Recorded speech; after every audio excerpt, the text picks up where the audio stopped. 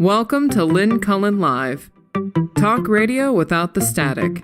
Email your questions and comments to lynncullenshow@gmail.com. And now your host, Lynn Cullen. And a good morning to you all. It is December. It's the 10th of December. It's the 10th of December in the year 2024. It's also a Tuesday, and that means my sister Susan is joining us. Hi, Suze. Well, good morning. Good morning. Good morning. Good morning. Yes, that just sounds hopeful. Yeah, I know. That's all it is. It's just a prayer. Good morning. Well, Hi-ho. but you know, I am holding on to the words of Jim Wallace. Okay, Jim Wallace, who is a evangelical minister and the holder of the Desmond Tutu Chair at Georgetown University, and an activist and a good man. And he said what? Well, he spoke about the difference between optimism and hope. Right. Pointing out, for example, that Black people are not optimistic. That would be foolish. They are hopeful. That sustains them. Yeah. Hope is different. And I have held on to that thinking, yeah, when optimism is stupid, hope is sustaining and what we all need. So I found your intro just in its happiness, hopeful. Oh, thank you. You know, I was thinking about the Syrians. Had they lost hope? I mean, for a Syrian to have been optimistic that would have been nuts. Yes, but somebody said that surely that people living under brutal authoritarian governments all over the world had to have been given again the reminder of hope because of his being deposed so quickly and out of the blue. And so again, that same idea that people in a really difficult situation are obviously right. And if you aren't hopeful, if you aren't hopeful, you might miss your moment. Yeah, that's right. No, it's a really important thing. It's an really important concept, yeah. And an important concept, and I've found it echoing reassuringly through my head. Oh, that's wonderful. Yeah. Jim Wallace, who Susan has quoted and talking about, was the first lecturer at a lectureship that has been created by Susan in honor of our mom at the University of Wisconsin. Well, it's not at the University of Wisconsin Green Bay campus, but it's on the campus in a Peace and Justice Center there. And he came in, he was the inaugural speaker. And Susan, I have to tell you that your second speakers are just, it's mind-blowing that they'll be coming in. And I'm blanking on their names, but they're in the spring. The lectureship is bringing in a Palestinian man and an Israeli. I will tell you in a second. Hold on. Okay, you're looking for them. And an Israeli. The Palestinian had his brother killed in Israeli custody, I believe. The Israeli, I lost Aziz Abu Sarah and Maoz Inon. Okay. And the two men. Aziz's brother was killed while in custody of the Israeli police. And Maoz's parents were killed on October 7th. Okay. In the terrorist attacks on Israel. And these two men. And they have, two men. Oh. I mean, I'm always so stunned by people like this, whose reaction to what almost all of us, if it happened to us, would be vengeance. I'm just pure vengeance and hate. They did the opposite, and they speak all over the place. This has to be a relatively new thing since October 7 was just a little over a year ago. That October 7, when they whatever. I think they knew each other slightly before, but they appeared before the Pope. I saw some pictures or a clip of them in the Pope's company, and he was so moved by them. He looked like he was going to be in tears, and he just hugged them. They exemplify the best of humanity, when God knows there's so much of the other that is constantly. And I think in these days and times, it's important for regular people all over the world to just lay eyes on the people who have just decided to make change. Yeah. And understand that they're people that are just like us. But they resist. No different. They resist. They don't sit down. Vengeance. They just don't sit down. Hate. Yeah. They look for, the humanity in the other. And oh boy, we are, So all of that. We don't have to go to the place to which we are being led. No. We can choose other places. Exactly right. And it's important to see with your own eyes that these people actually exist. They aren't just in the news. They're regular people. Yeah. They're rather wondrous people, but having met so many of them over the years, they're people. Yeah. They're just regular people. Yeah. They're humans who have just made a different choice. And it seems like a more difficult choice. And yet they all, to a man and woman, say, no, it's the only there was possible no choice. Because the other choice eats you alive, eats your humanity alive. I met a Palestinian woman in the West Bank, and she was from a very prestigious family in her village, and her brothers were all very active politically, and they were constantly being imprisoned by the Israelis. Her mother, I believe it was her mother, died because she couldn't get to a hospital quickly enough when she was in mortal distress because of an Israeli checkpoint that took too long. And this woman, who could have, of course, and had reason to hate, right, and want vengeance, instead realized that everything she had seen throughout her life and all of the attempts by her brothers and others to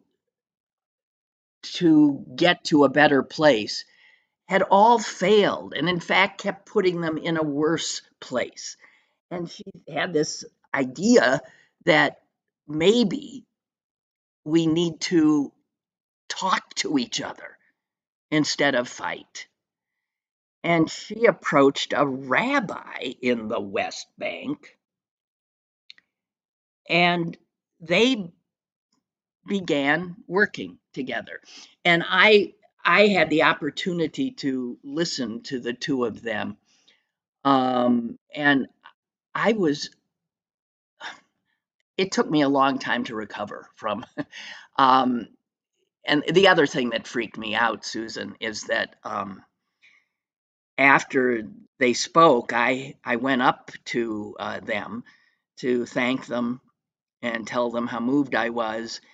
And the woman reaches out to me and said, I was looking at you and you gave me so much pleasure because you look like my mother.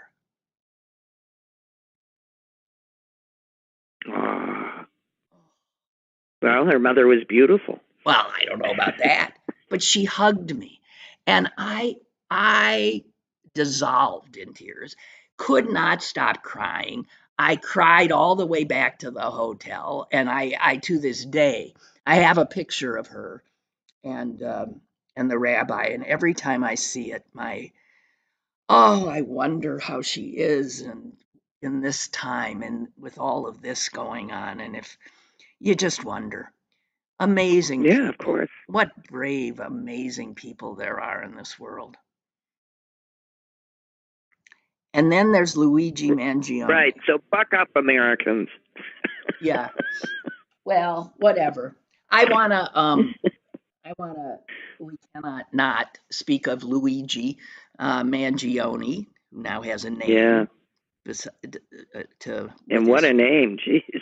I know, but and what a history. And it's so not like what one expects.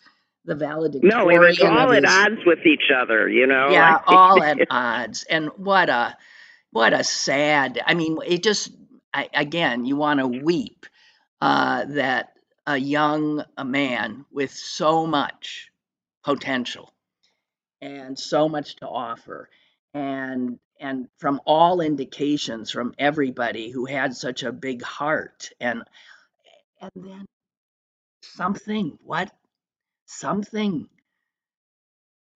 wrong, and he became a murderer.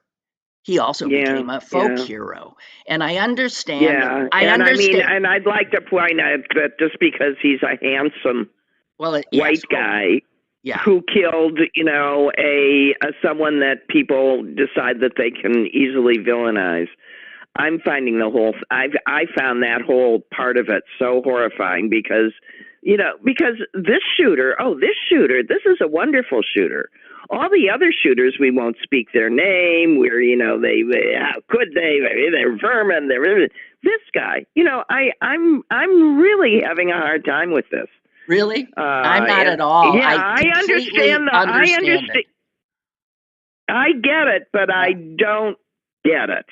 Well, I get it, but I don't approve of it. Yeah, well, sure. I get it, but don't approve of it. But it's more than do we get it? It's whoa. It tells us No, but I think something. A lot of it is he's getting a pass because he's a good-looking white guy. I swear. Yeah, well, that's interesting because I said the other day that there's not a woman I know of that didn't, when they saw the picture of him smiling, that picture that showed his face, it didn't go whoa, yeah, swoon at how handsome he was. And hang on, I can't find it.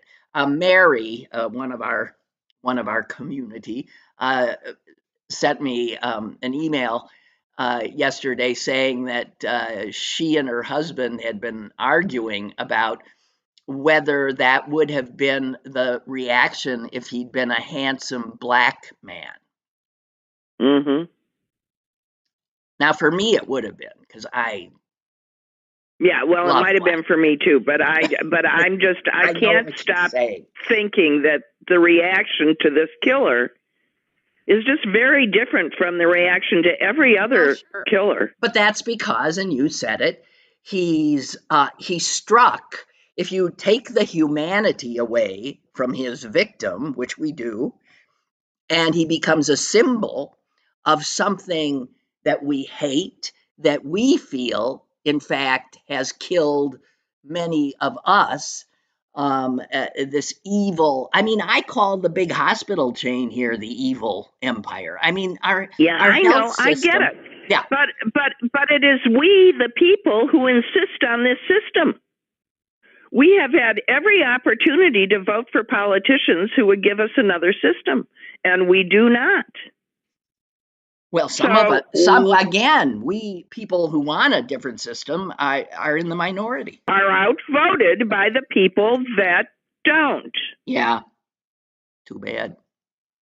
So, I just, no sympathy from here. Yeah, I'm sorry you're so upset about this system that I will guarantee you 90% of you voted for unfettered capitalism so that you have your own chance of being rich. I mean, I just have a hard time with this whole thing, pointing fingers at everybody else when all those people should be pointing that finger at themselves and saying, I've had decades to change this. Instead, I've allowed it to get worse. Well, have I allowed it to get worse? I've been against it. I mean, you're painting with a pretty broad brush here. I guess, but I can't help but say that this is the system that we have just very carefully. This I have never supported this system. To do forever. I have railed against this system, and I know, but I'm in a minority because most Americans are, for whatever reason, comfortable with the system.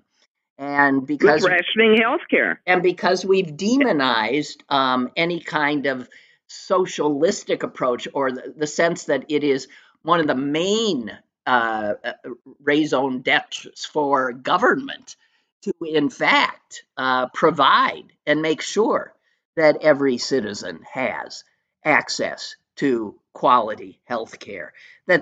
What's a government for? That would be like one of the top 5 things, but not here. Unlike they have access. They can walk in the door. They just can't pay for it, so they have to leave. The whole system is so corrupted. It's mind-boggling, and it really is. So I was blown away. I saw a picture of, no sooner is this guy in custody than there is someone standing outside the McDonald's. Did you see that picture? There's a guy in Altoona, Pennsylvania, who ran out and got a big poster board and wrote on it, "Corrupt insurance CEOs have got to go," and was standing on the highway with the McDonald's behind him, holding that sign. And I imagine cars were going by and honking. Right. Sure. So, but here's the thing. We have now, here's a potential good thing that might come of this. I don't think it will, but hope springs eternal, that this will force a conversation finally out into the forefront about how brutal and cruel this capitalistic approach to healthcare is and has become. And maybe we can and it's a money waster. I mean, the dollars are put places where they are simply flushed down the toilet. And they could instead be helping people because of ridiculous side deals between big pharma and insurance. And, I don't even know where you start in unraveling this. But they're flushing huge amount of money by requiring people to buy drugs that they can't use, that they price at, tens of thousands of dollars. And that medicine gets flushed down the toilet when the patient dies and couldn't have possibly used it. Listen, Susan, we can do rants till we're blue in the face about all the things that are wrong. It's insane. It just needs, the whole thing needs to be blown up and started all over.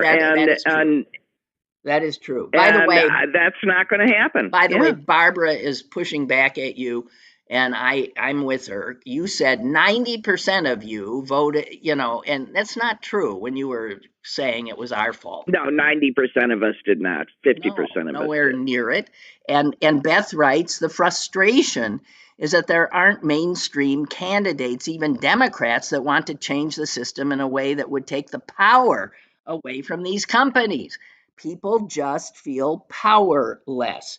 And yeah, whatever. But Well, because the candidates who do it get blown out. Labeled as communists. As far right progressives. I mean, far left progressives. Yeah. But yeah. I exaggerate. I apologize. I do. So taking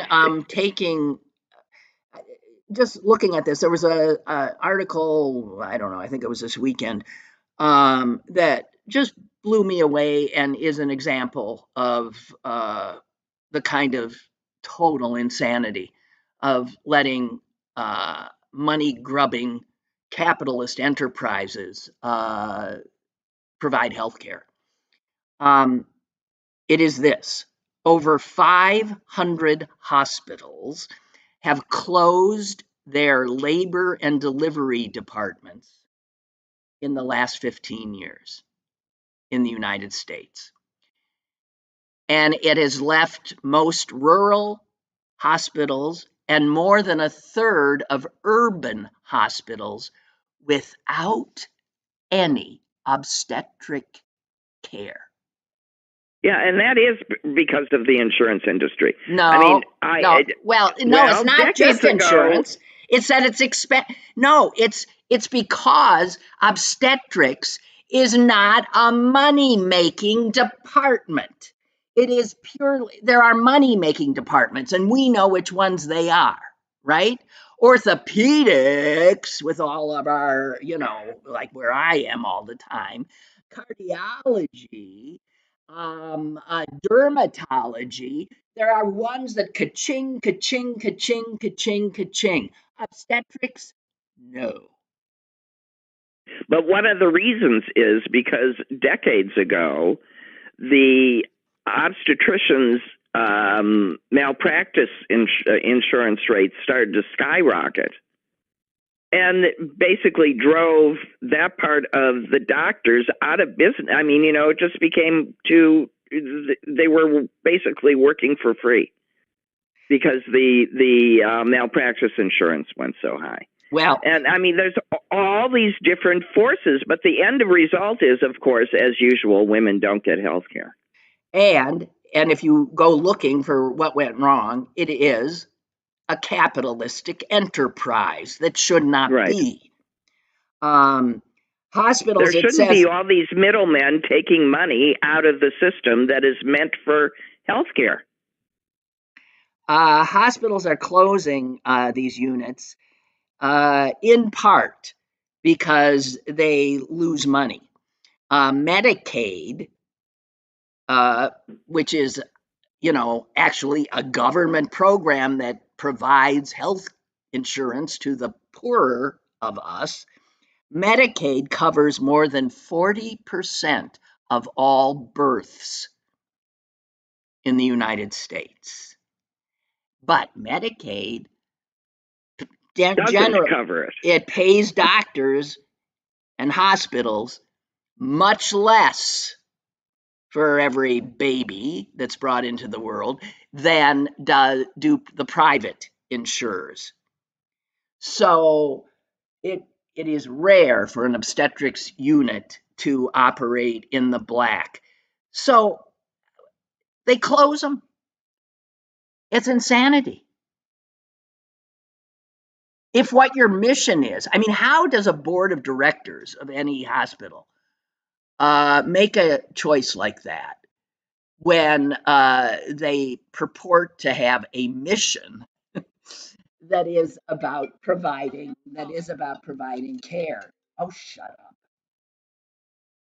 Oh, that's my doctor. Now, who are you speaking to?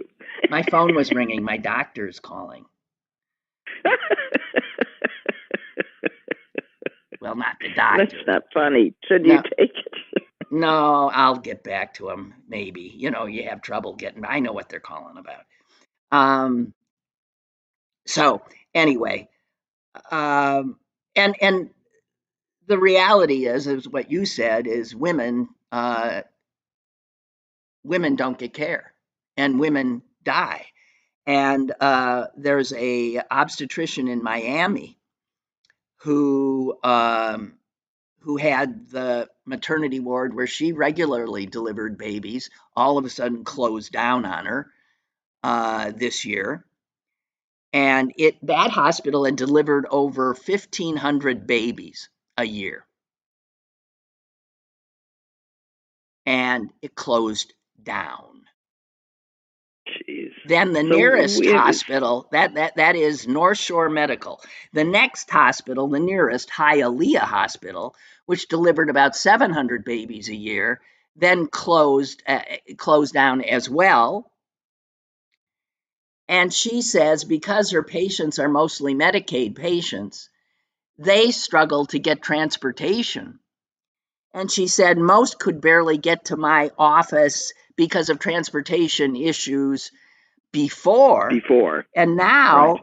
They might have to go to a different county, which for them can become almost impossible.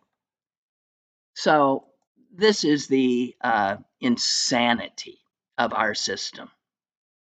No, a healthcare system that is based on satisfying shareholders instead of patients is fundamentally flawed. And also calling these places, there are no shareholders at our big behemoth evil empire. It's a charity, Susan. Oh, they're not for profit. It's a charitable institution with so much money they can't see straight.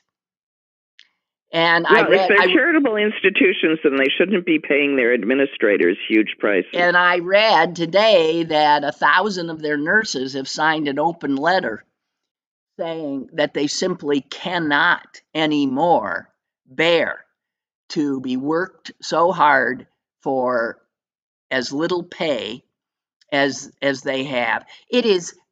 I'm so sick of this. I can see why somebody who's got just a little bit of a screw loose gets to where Luigi Mangione got. You can see. Well, I do not understand how suddenly we decided as a nation that it was okay to stop paying the workers.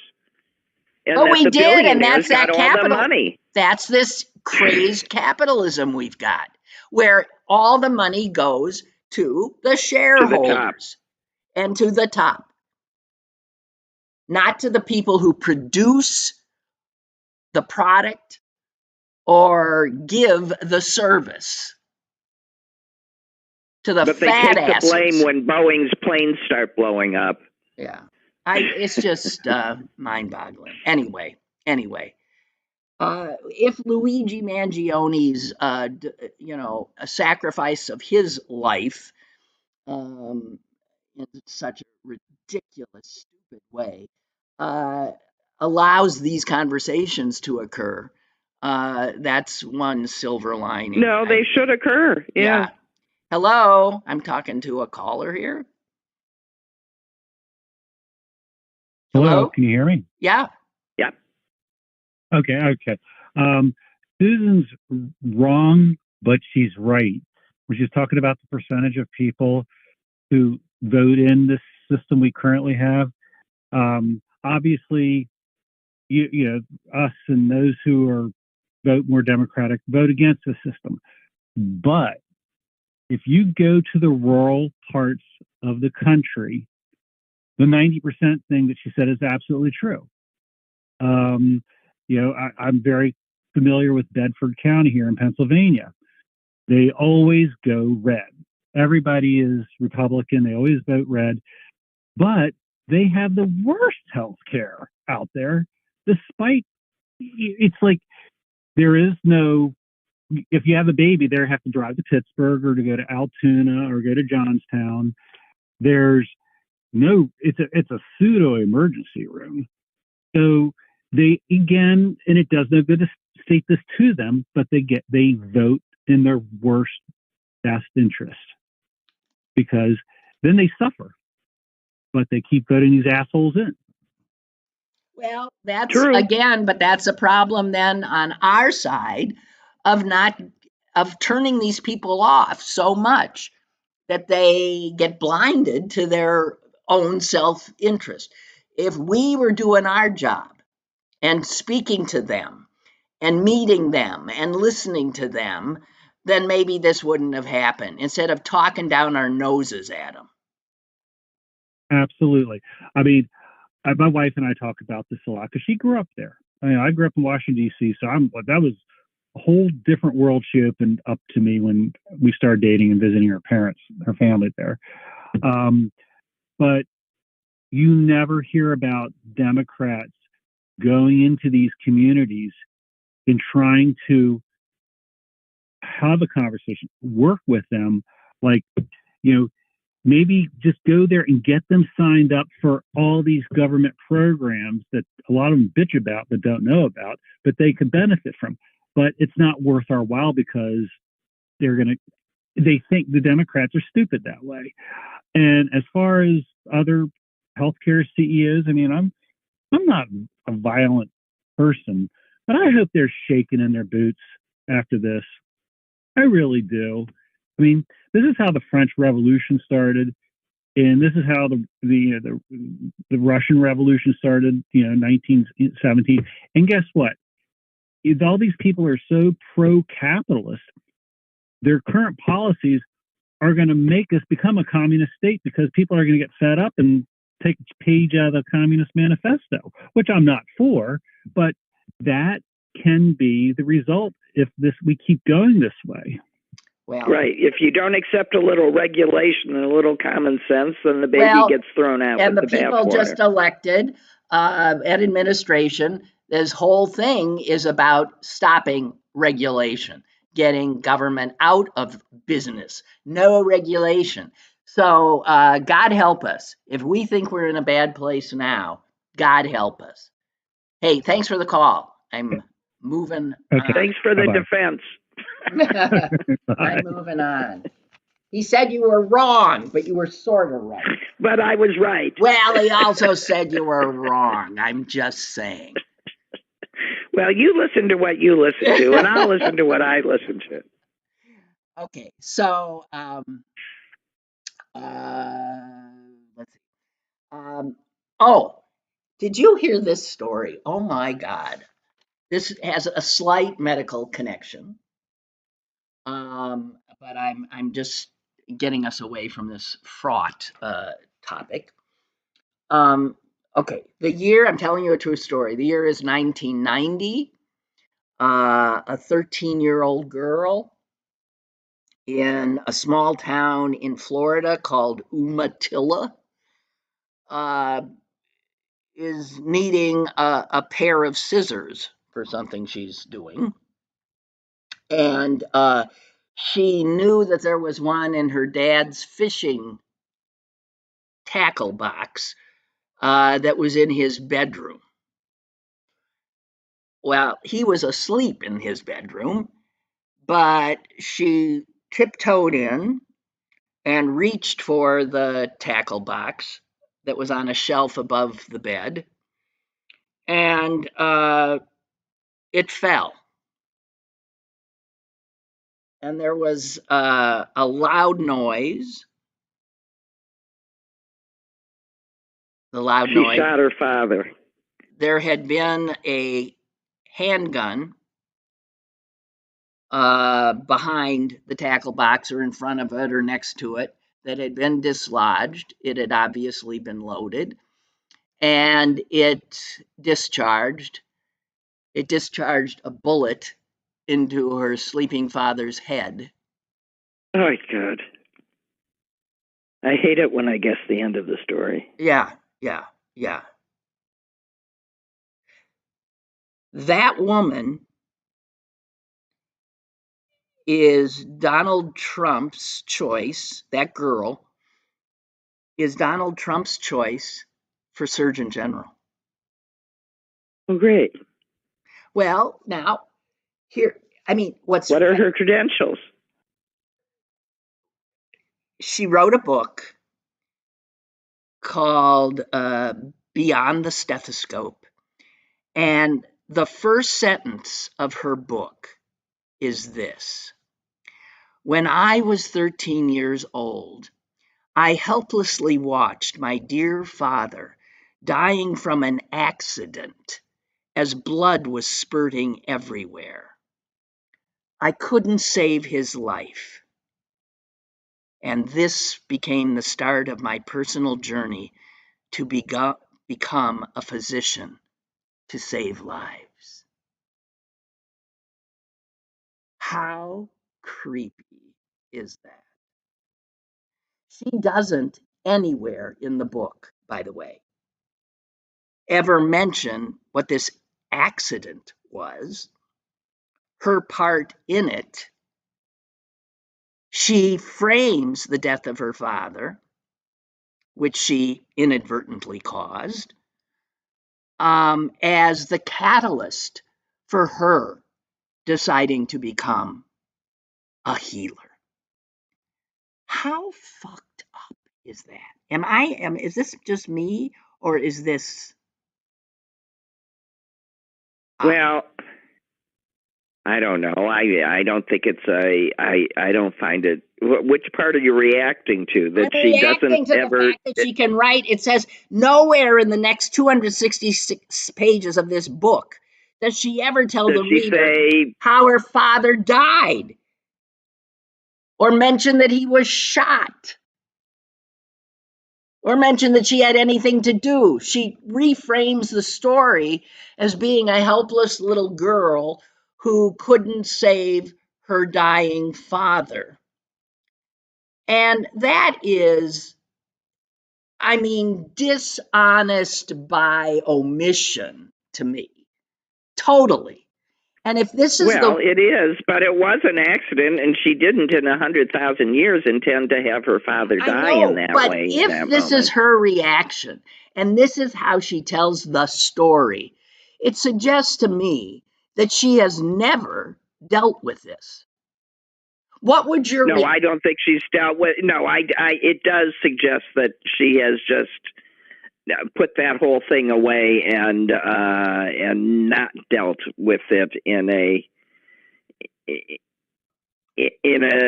I don't not well. I don't know. I don't know. Well, I don't know either. I mean, maybe she's dealt with it and accepted the fact that she didn't know, she didn't mean it to happen, and it's not her fault. Well, we don't. That's what is the story. We don't know. I mean, I can see somebody now saying, well, maybe if there was her, there was the gun, there was her father. I don't know. Now, the police, the police did say that they accepted the story, but her dad was dead. I find it odd because putting myself. It's an extraordinarily traumatizing event for a child. Yes. And to decide in that moment, I will be a doctor and save lives. I mean, is yes an airbrushed version of what has to have happened in that little girl's brain at that point. Well, here's what would have happened in mine, and I suspect in anybody else's. Unbelievable You would have guilt. felt responsible. Of course. Yes. That's what would happen. If I hadn't done what I did, my dad would be alive. I caused his death. And that is something that would take a long time to work through, and that she can start a memoir of how she became a wonderful doctor. And I guess she is. She's a good doctor or whatever. She works in an urgent care thing, and she worked her way up. She's nowhere near what any other surgeon general generally is. She's not in, public health. She is a typical Trump appointee in that he knows of her because she was a contributor on Fox fucking News. Mr. Pete. I just find it so bizarre.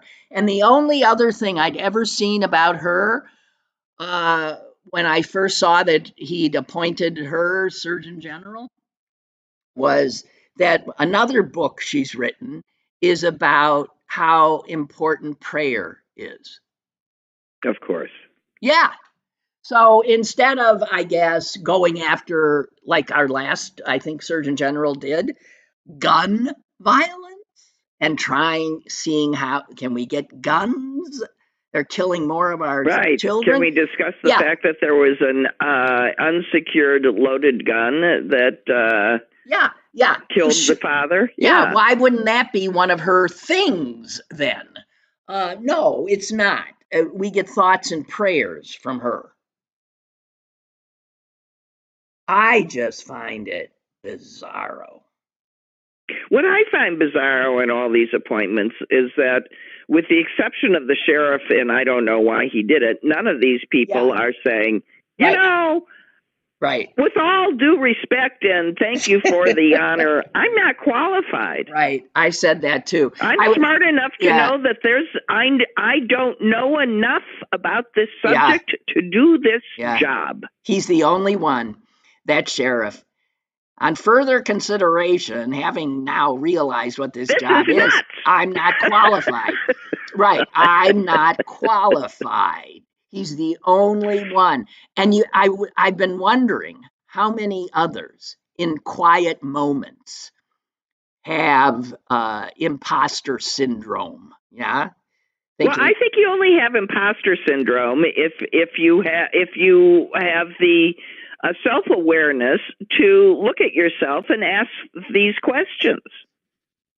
You know, and if you don't, if you just go, of course, this is what I've had coming to me my whole life, then you just do it because you don't know. To misquote Donnie Rumsfeld, you don't know what you don't know. Exactly. I fucked up my screen. Well, now life is all over for you until probably tomorrow. Oh, God. Okay. Hang on, guys. Just restart your computer. No. Well, you'll go out. Everyone will disappear. I can't. Oh, okay. I just have to stay where I am. God damn it. God damn it. Okay. Okay, guys, I've screwed things up so that I can't see your. If there's a phone call, or I the can't comments? see much of any. Let me see. Hang on. I can't see comments. No, I can't see comments. I can't see, and I can't see I can see if there's a call, but I don't think I can take it. So we're fucked. Well, there's only 15 minutes left, so who cares? I'm just saying. Well, you got me, babe. Hey, so here's first of all, the fact that Luigi, I just go back to him for a second. So Luigi was here in Pittsburgh. Yeah. I wonder if any of us found ourselves in proximity to Luigi. And what do we think about Luigi's family, and how are they going to deal with the fact that certainly they recognized him? He's got this huge family. Well, here's the other thing. And not one of them said boo. That's right. I mean, there is no way that Luigi's family did not recognize him. No, did not recognize him. But they are under no, I thought, geez, did they commit a crime? No, they didn't commit a crime. No, they didn't commit a crime, except that everybody knows that they didn't identify him. That they didn't identify him. But they had lost, they'd been worrying about him. And it turns out his family is, his cousin is a state legislator. A right-wing Republican state legislature. They own a radio station that broadcasts right-wing MAGA talk shows.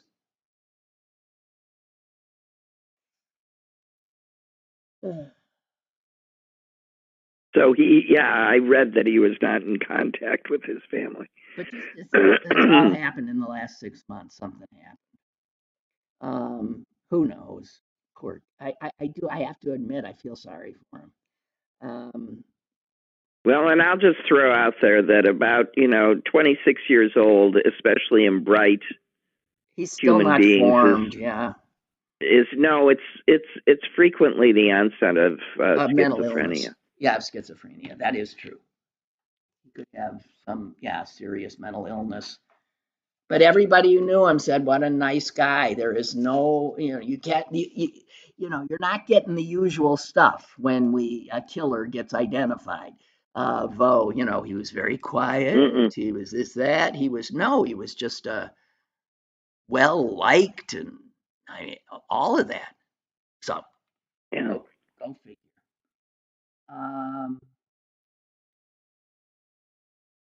Okay.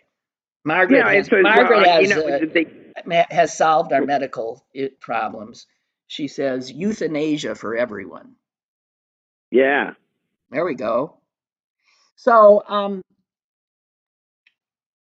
there's an article in the New York Times today that made me insane. It's the kind of article that makes me insane. I want to know who thought it was worth putting in the paper, who thought anyone would give a shit, and who are the people that do give a shit. Here's the headline, okay? Yes. The gripping appeal of Carolyn Bessette Kennedy's headband. And there's a picture okay, of... is this about... Yeah, okay, no, I mean, no. There's a picture of JFK Jr.'s dead dead wife, right? They married, right? Yeah, dead wife, who died with him and her sister in the plane he was flying. And she's wearing a very sort of wide headband. And it's now been decided that because this headband has been selling more to women in their 20s and 30s who never knew her, that this was worth a story. The gripping appeal of Carolyn Bessette Kennedy. I just find those things so cruel. I think of those girls' parents, who lost two daughters, and these thoughtless, just total. I mean, I have a problem when a picture pops up on my iPad that I'm not expecting and I'm not prepared for, and it sweeps me someplace I don't want to go. How could you stand living your life when all of a sudden, pictures of your dead daughter pop up for somebody's, amusement and profit? That's right. It's just... It says here, she's been dead 25 years. And the wondrous thing is she's now managed to become a posthumous fashion influencer. I'm going to throw up. Yeah. Who are these shallow humans? Who are these awful humans? What is this, New York Times and anybody? And Susan, this thing goes into, they say more than once, the headband, which is 1.375 inches wide. And that is repeated more than 1.375 inches wide. Comes in tortoiseshell, and others is manufactured in France. Well, here's what I have to say. You have to have a big head. Well, that would take up half my head because I have such a small it's very thick. But I mean, good God in heaven. Jesus H. I saw that and went ballistic. I just think it's... no, I don't. I just go, So, I'm loath to bring it up, but how did you feel about the guy in the subway getting off? Pissed.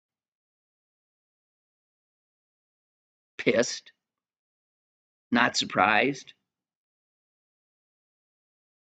Yeah, I'm totally not surprised.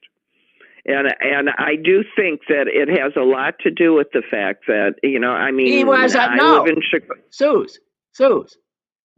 It's just like what we've been talking about. Because the killer was a handsome white man, Marine. And in this case, the victim was not a CEO, but he was a poor black guy, a homeless. That was scaring the bejesus out of people in the subway car. Yeah. I bring this up because, living part of the time as I do in Chicago, I would be lying if I didn't say that the thing that I find the scariest about living in the city is all the crazy people that are walking around. And a lot of them are young men that direct their hostility at women. So you might be sitting in a restaurant on the street and one of these guys will come up and just start screaming at you, and it's very frightening. And I've run into that more than once. I tell you this story because it happened not so recently to me and a dinner companion, and a very tall young guy was threatening some women at a table behind us, and nobody was coming to their aid. Nobody. And I just sort of took a water bottle off our table and walked out into the street behind the guy and screamed at him, and just used my rather low, scary voice and told him to get out of here now, and he took off running. 2 weeks later, I saw somebody complaining about a guy that fit his description on my neighborhood, thing. And then 3 weeks later, I read that somebody shot him. Yeah, but Suze, none of that has anything to do with the case where this guy I'm just saying that when you live your life where people are threatening you and somebody comes and tries to do something about it and protect you, you have mixed feelings about making him go to jail for protecting you too well. Well, but he went beyond protection and he killed somebody. No, he did go beyond. Yeah. And he knew he was killing him. He knew he was killing him. The guy posed no threat at all.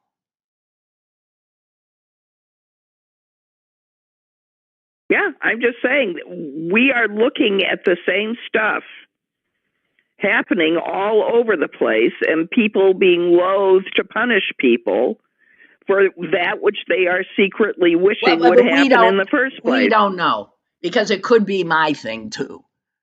Handsome white Marine and hapless, scary, homeless black guy. And I don't know what the jury makeup was, and I don't know. It was 60% women. I hope the father goes after, the father of the dead guy, goes after this guy. He can certainly sue him civilly. He can sue him. And get some measure of justice. Yeah, absolutely. But the fact that this guy walked is ridiculous. He should have been convicted, and maybe in sentencing you would see some kind of understanding. Leniency. Yeah, whatever. I don't know. But no, I find it reprehensible and unsurprising. Ugh. So, I just would like to point out that maybe we need to help the crazy people in this country. Oh, Susan. Well, we're back to healthcare. Like that's gonna happen. I know. Like that's gonna happen. It's like the great big pink elephant in the room. Hang on. I wanted to say there was one piece of good news yesterday. And this is a story. Well, this is a story I've been following. It hasn't been reported on a lot because it's a court case kind of thing, a legal case that has not been open to the public. And so, no reporters available. So, but it's this case of Rupert Murdoch trying to change his family trust to ensure that when Rupert kicks the bucket, his eldest son, Lachlan, who shares his fascistic politics, Tendencies. will continue to be in charge of all the news operations that the Murdochs hold. And in order to do that, he had to change he had to prove that this change was not about favoritism, but it was instead about protecting all of his children equally. And the all of this ends up before a Nevada probate commissioner, and Murdoch brought it in this case in Nevada because this was he was venue shopping. Yeah, this was the place where he thought, I got the best shot here. And the commissioner just apparently he called it all a carefully crafted charade. He said that there is no way that the explanation that had been given was an honest one, and so he lost. And of course, here's something else we've learned about our legal system: is it's never over till it's over, right? No. So right. This now goes to another person who signs off or doesn't. And then even if he agrees and says, no, this shouldn't go forward, Murdoch still has other, but Murdoch will have to now outlive all the legal system. Yeah. Which, and I don't know, who he's got. Charles Dickens made a living off of this. Oh, and here's the other funny part.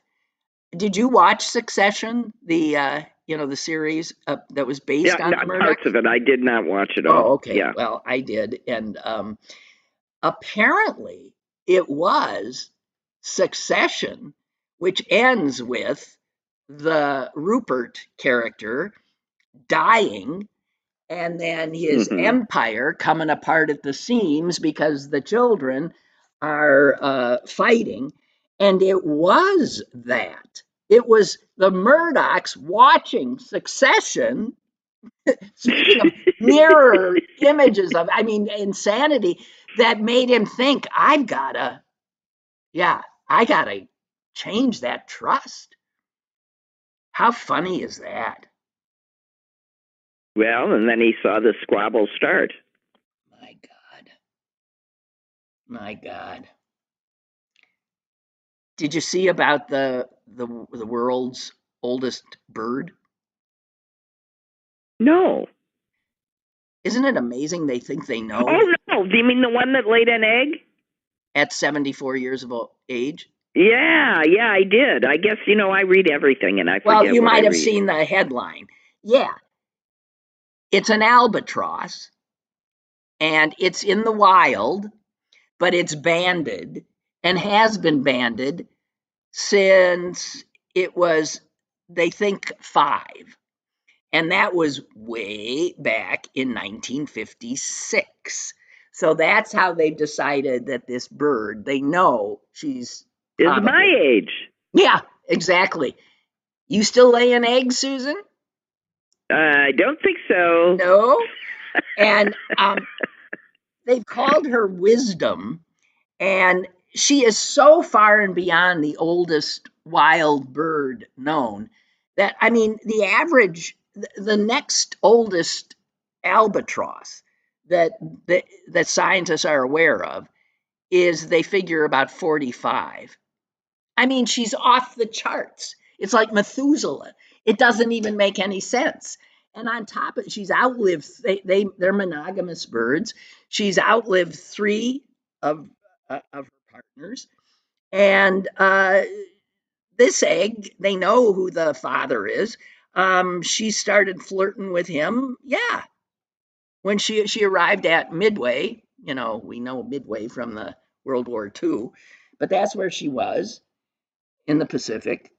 And she batted her eyelashes at this guy, and the next thing you know, she's laid an egg. They figure mostly albatrosses are in the air.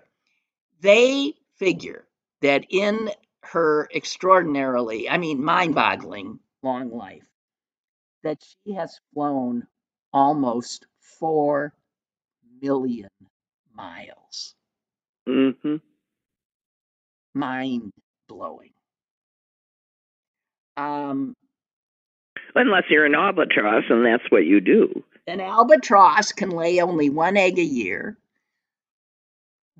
She doesn't necessarily lay one a year. She's laid, they know, about 50 to 60 eggs since they've been watching her, since 1956. And because in 56 she was sitting on an egg, and albatrosses don't lay eggs until they're at least 5, that's when they decided, okay, we'll say she was born in 51. But she could even be older. Mm-hmm. So unfriggin' believable. It's like a human living over 200 years. They can't even figure it. And I'm looking at a picture of her, and she doesn't look a day over 50. No, she doesn't look any different than any other albatross there's 4 albatrosses in the picture. And frankly, she's like the prettiest, I think. She looks exactly like all the others. Not a wrinkle. And when she laid this egg, doctor. You know what? When she laid the egg, she then flew off. So she's out there flying around, and the mate, is tending the egg while she's gone. I mean, you gotta love that. Well, we can take a lesson out of, what's her name? Wisdom. Wisdom. See? Yep. Wisdom. She's been being tracked since Eisenhower was president. God bless her. Okay, so that's it. We done did it. We did it. Okay. Yeah. Thank you, Susan. All right. Well, be in touch, sister. Well, I will. I'll bring you up to date on medical things as soon as I have something to report. Okay. All right. I love you. Bye. I love you too. Bye. And guys, I'll be back tomorrow as far as I know. What the hell do I know? I don't know anything anymore. I'm going to try to end the show.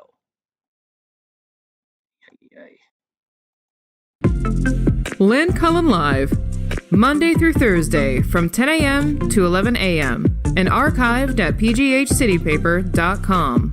The opinions expressed on Lynn Cullen Live are those of the host and do not necessarily reflect the viewpoints of Pittsburgh City Paper or its advertisers.